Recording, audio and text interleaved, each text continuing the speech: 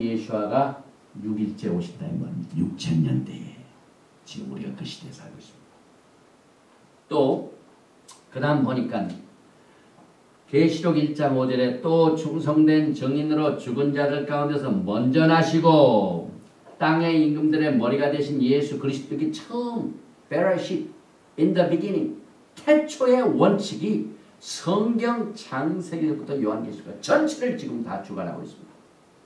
또 요한계시록 1장 8절 주 하나님이 그러시되 나는 알파와 오메가라 이제도 있고 전에도 있었고 장차 조여 전능한 자라 하시더라. 그리고 하나님의 그 존재를 대표해준 글자가 알렙이다.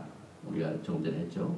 그 다음에 히브리 글자 알렙은 신성을 대표하고 히브리 글자 다브는 진리와 완전을 말하고 히브리 글자 다브 진리는 생명을 말하고 또 하나님의 완전을 말한다는 사실을 우리가 여기에서 살펴보게 됩니다. 그리고 제가 이 강단에서 여러 번 학생들에게 이 토라를 가르치면서 이사야서 46장 10절의 말씀을 몇 번 소개를 했습니다. 왜냐하면 하나님께서는 종말에 가서 보이시는 게 아니라 처음부터 종말을 구하셨다. 그래서 우리는 이것을 다시 정리를 해보면요. 내가 이사야서 46장 10절입니다. 이 종말은 계시록을 말합니다. 내가 계시록을 그 말입니다. 처음부터 구하며 처음은 뭐 베레쉿 뭐니 창세기를 말합니다. 그래서 우리가 이사야서 46장 10절을 내가 요한계시록을 창세기부터 고하며 이렇게 해석이 됩니다. 그래서 우리가 요한계시록을 많이 공부를 했지만은 우리가 이 창세기 베레쉿을 알지 못하면은 이해를 잘못한다는 내용도 우리가 알게 됩니다. 그리고 예수와께서는 야훼 하나님의 말씀, 그 다음에 하나님의 성품, 이것의 인격적인 표명입니다. 하나님은 한 분밖에 없습니다.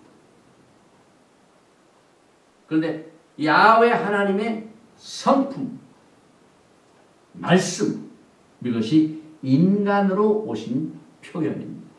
그래서 천지 창조에서 엘로힘 하나님께서는 그의 빛을 계시하시기 위하여 아주 지혜스럽게 조심스럽게 무엇부터 하셨냐면 빛과 어두움을 분리시켰습니다. 이게 굉장히 중요한 사건입니다. 우리들이 이 생명을 하나님부터 받게 하여 이 원칙을 우리가 알아야 됩니다. 왜냐하면 우리들의 생명을 위하여 창세기부터 요한계시록까지 하나님께서는 어둠과 빛을 분리시키는 사건을 통해 여러분과 제가 구속을 받았습니다. 어둠과 빛이 섞일 수가 없습니다. 그래서 이 원칙이 창세기부터 나옵니다. 그래서 요한복음 1장 1절에도 요한이 이것을 이해하기 때문에 태초에 말씀이 계시니라. 이 말씀이 하나님과 함께 계셨으니 이 말씀은 곧 하나님이시니라. 그가 태초에 하나님과 함께 계셨고 말씀이 육신이 되어 우리 가운데 거하시며 우리가 그 영광을 보니 아버지의 독생자의 영광이 은혜와 진리가 충만하더라. 그래서 창세기는 하나님께서 그의 사랑하는 신부들, 그의 백성들을 흑암의 영역으로부터 빼내가지고 빛의 영역으로 분리시키는 작업입니다. 옮기시는 과정입니다. 그래서 세상의 빛이신 예수와 안에서 여러분과 저를 새로운 피조물로 만드시는 구속의 내용이 이 창세기입니다. 그래서 여러분과 저는 지금 현재 열방을 향한 하나님의 빛입니다. 이 토라를 우리가 공부해야 할 이유는 하나님께서 처음부터 빛과 어둠을 분리시켜서 구속의 계획이 시작됐습니다. 이 땅에서 우리가 구속의 계획을 어떻게 하나님의 뜻을 받아가지고 선교도 하고 복음도 전하고 말씀을 가르칩니다. 어두움을 빛으로 분리시켜야 돼요. 그래서 여러분과 저는 사실 열방을 향한 하나님의 빛이 여러분과 저입니다. 이 사실이 사도 바울이 이 원칙을 알았기 때문에 골로새서 1장 13절 이하에 이렇게 기록합니다. 그가 우리를 흑암의 권세에서 건져내사 그의 사랑의 아들의 나라로 옮기셨으니, 우리가 이 말씀을 읽을 적에 그대로 그냥 읽었죠. 그런데 이 베레식 창세기의 태초의 원칙을 보면은 하나님의 구속의 사역은 어두움을 빛하고 구분시키시는 분이다. 이것을 우리가 배우게 됩니다. 그래서 그 아들 안에서 우리가 구속과 죄사함을 얻었다. 또 1장 3절, 창세기 1장 3절을 보니까 하나님이 가라사대 빛이 있으라 하심에 빛이 있었고, 이 하늘의 빛, 히브리 말로 올이죠. 올. 우리 토라 신학교의 로고 속에서도 올이 들어가 있습니다. 왜? 구속의 사역은 어두움을 빛으로부터 구분시키는 일로 시작되게 된 것입니다. 그래서 여기 보니까 이 올이 처음부터 빛으로 나타나는데, 다윗이 이 엄청난 하나님의 계시의 사실을 깨닫고 양떼들을 치면서 들판에서 시를 읽을 정도로 이 토라를 얼마나 사랑했는지, 다윗이 굉장히 토라를 사랑했습니다. 그래서 시편 119편 105절에 주의 말씀은 내 발의 등이요 내 길의 빛이니이다. 이 빛, 올이 여기 나오죠. 또 시편 119편 130절에 주의 말씀을 열무로 우둔한 자에게 비추어 깨닫게 하나이다. 그래서 하나님의 말씀이 들어가면요, 어둠에 있던 자들이 빛으로 말미암아 빛을 보게 된다. 그래서 이 마지막 때 이 토라 회복이 필수적으로 중요합니다. 예수님께서는요, 자신을 뭐라고 소개하셨습니까? 요한복음 8장 12절에 예수께서 또 일러 가라사대 나는 세상의 빛이니. 왜? 구속의 계획은 어두움을 빛과 분리시키는 것으로 시작됐기 때문에 예수께서 오셔서 하신 말씀이 그겁니다. 나는 이 세상의 빛이다. 나를 따르는 자는 어둠에 다니지 아니하고 생명의 빛을 얻으리라. 내가 세상에 있는 동안에는 세상의 빛이로다.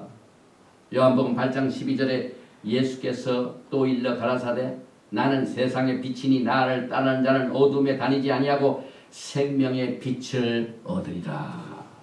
그래서 참 우리가 지금 마지막 때 복음이 막 전 세계에 걸쳐지고 전파되고 선교사들이 파송되고 뭐 신학교가 엄청나게 많고 주의 종들이 막 대량으로 산출되고 교회가 무수하게 많아가지고 복음을 증거하여 빛이 많이 있는 것 같지만 그렇지 않습니다.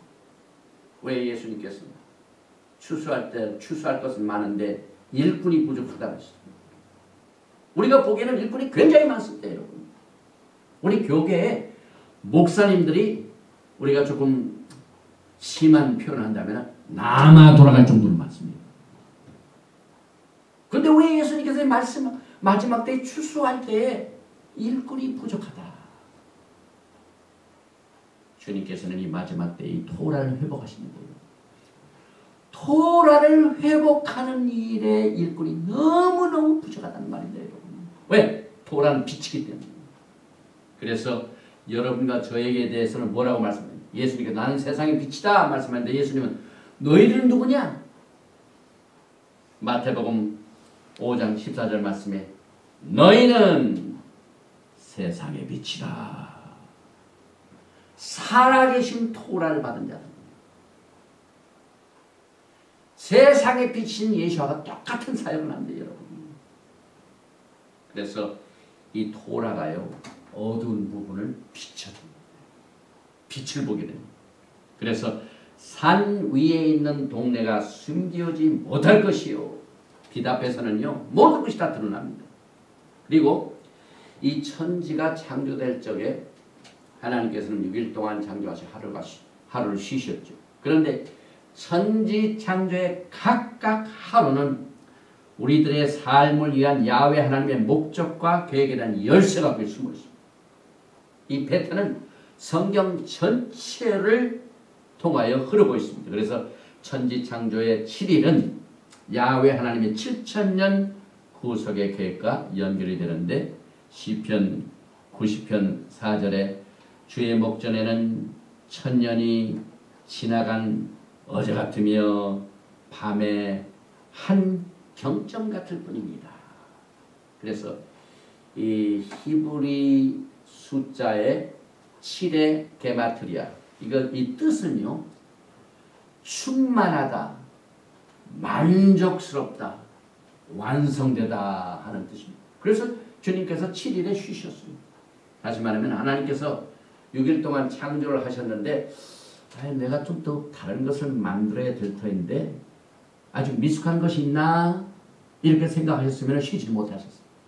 그런데 6일 동안 창조를 하시고 난 뒤에 하나님께서 모든 것을 다 창조하셨기 때문에 7일째 쉬셨습니다. 그래서 이 샤밧 안식의 의미가 여러분과 저에게 필수적으로 중요합니다. 제 7일은 오직 샤밧에서만 발견이 됩니다. 모든 인간이 안식하는 날입니다. 이 안식일은 우주적이고 유사 이전 고대로부터 많은 나라들에 가여 지켜왔습니다.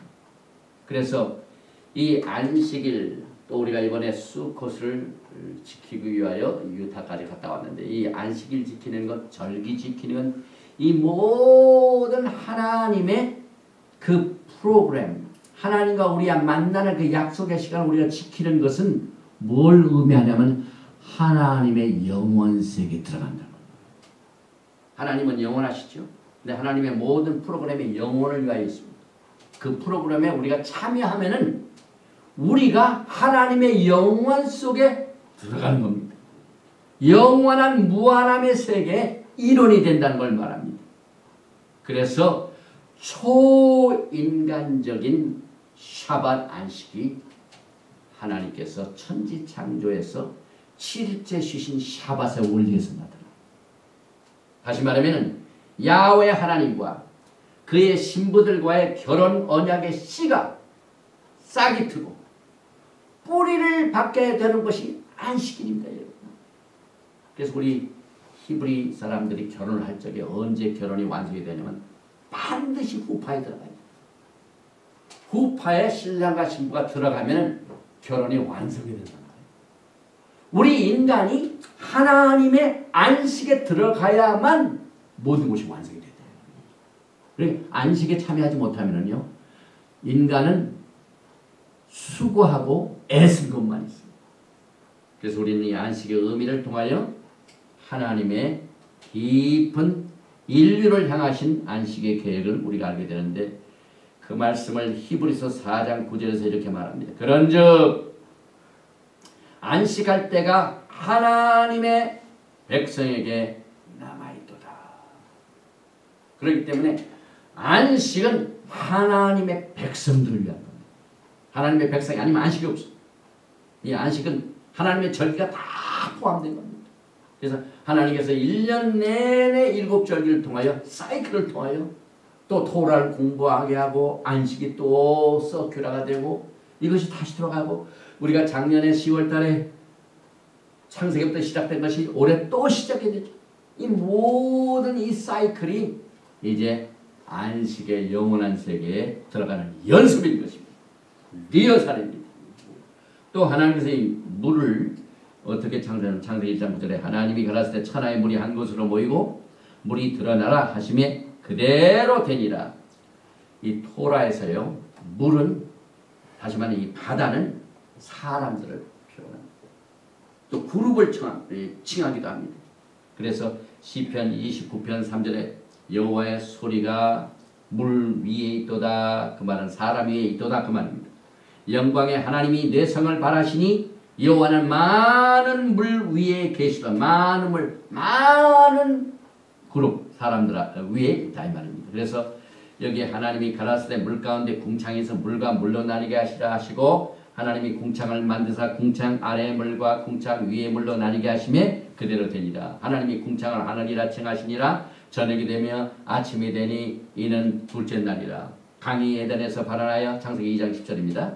동산을 적시고 거기서부터 갈라져 그때 근원이 되었으니. 그래서 히브리 뿌리 관점에서 보면은요, 이 강이 사람이라고 그랬죠.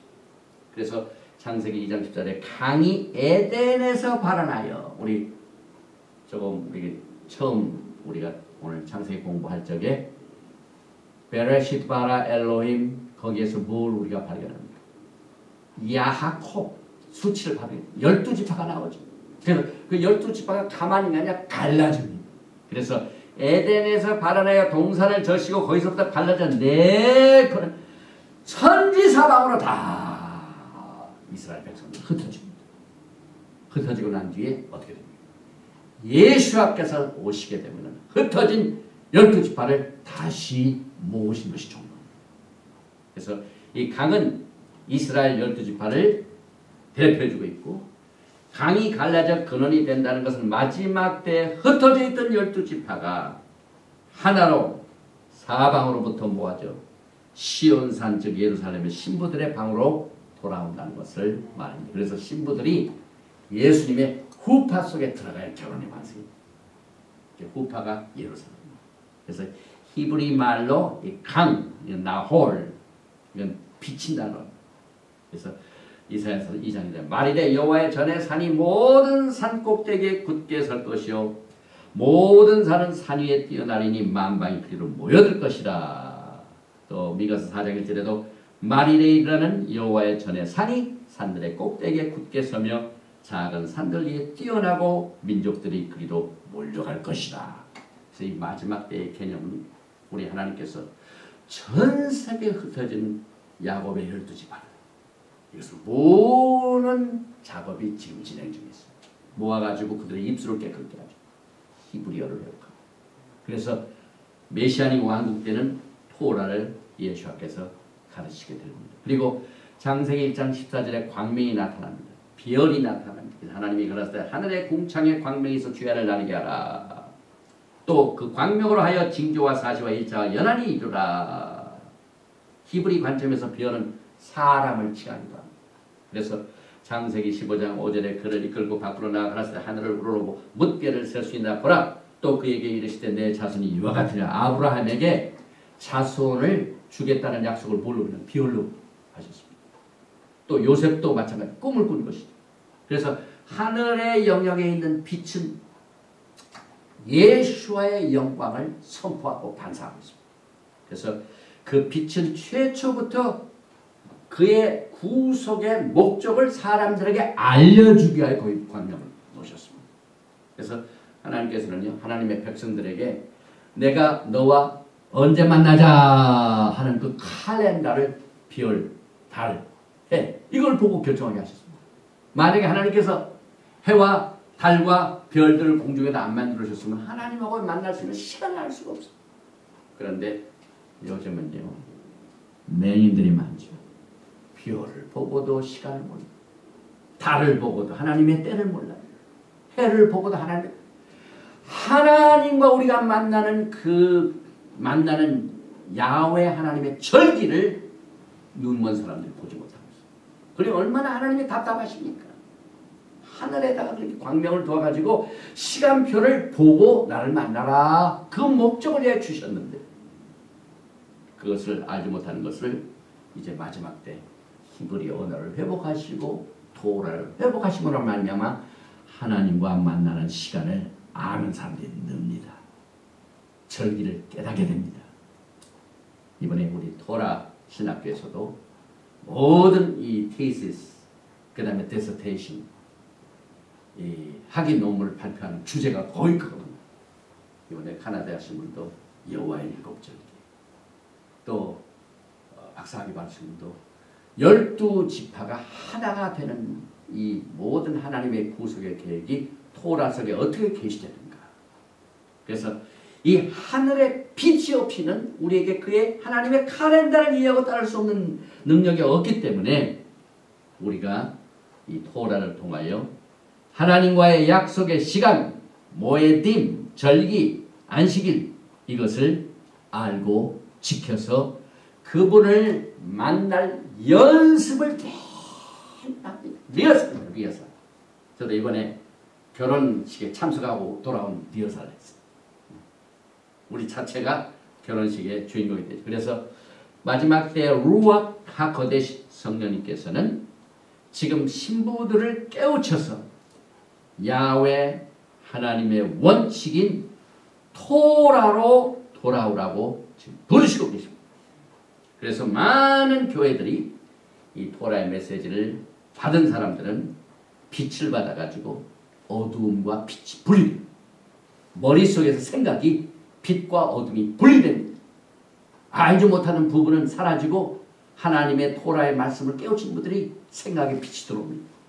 그래서 샤밧이 무엇이고 절기가 무엇인가 또 이것들을 깨닫고 돌아온 사람들이 점점점 늘고 있습니다.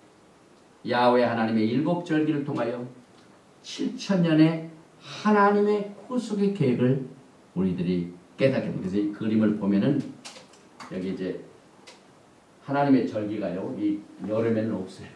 썸머타임. 그러니까 봄에 바꾸고 가을에 바꿔요.